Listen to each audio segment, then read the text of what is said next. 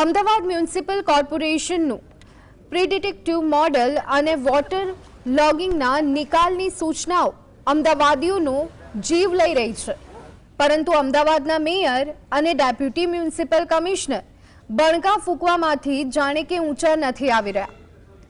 માત્ર 3 સેકન્ડનો આ વિડીયો, માત્ર 3 જ સેકન્ડનો આ વિડીયો છે, જરા ધ્યાનથી જુઓ। આ છે ગુજરાત મોડલની આર્થિક પાટનગરી અમદાવાદની કડવી વાસ્તવિકતા। કઠવાડાના મધુમાલતી આવાસના બ્લોક નંબર 9માં રહેતા જીતુભાઈ ઘરમાં જ લપસી પડ્યા અને તેમને દવાખાને લઈ જવા પડ્યા। 108 બોલાવવામાં આવી, પરંતુ જળમગ્ન થયેલા મધુમાલતી આવાસ સુધી 108 સેવા પહોંચી ન શકી, તો તેમને આ રીતે પેડલ રિક્ષામાં બેસાડી અને પાણીની બહાર કાઢવામાં આવ્યા અને સારવાર માટે દવાખાને લઈ જવામાં આવ્યા, તો ત્યાં તેમને મૃત જાહેર કરવામાં આવ્યા। આ એ જ મધુમાલતી આવાસ છે કે જ્યાં ગયા વર્ષે પણ આ જ રીતે પાણી ભરાયા હતા અને લોકોને બોટ દ્વારા રેસ્ક્યુ કરવામાં આવ્યા હતા, છતાં તંત્રે ગત વખતના અનુભવ પરથી શીખ નથી લીધી। પ્રી મોન્સૂનની જાહેરાત વખતે ડેપ્યુટી મ્યુનિસિપલ કમિશનરે પ્રિડિક્ટિવ મોડલના બણકા ફૂંક્યા, તો મેયરે પાણી જ ન ભરાય તો ત્વરિત નિકાલની સૂચના અપાઈ ગઈ હોવાની ગુલબાંગો પોકારી અને સંતોષ માની લીધો।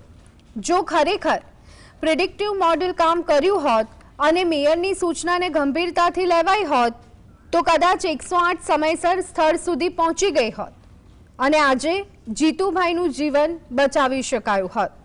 પરંતુ અફસોસ એ વાતનો છે કે માત્ર બણકા ફૂંકવામાં આવે છે, નક્કર પરિણામ નથી મળતા અને શહેરીજનોના જીવ જોખમમાં મુકાઈ રહ્યા છે। શું આ જ છે અમદાવાદ મ્યુનિસિપલ કોર્પોરેશનનો પ્રી મોન્સૂન પ્લાન?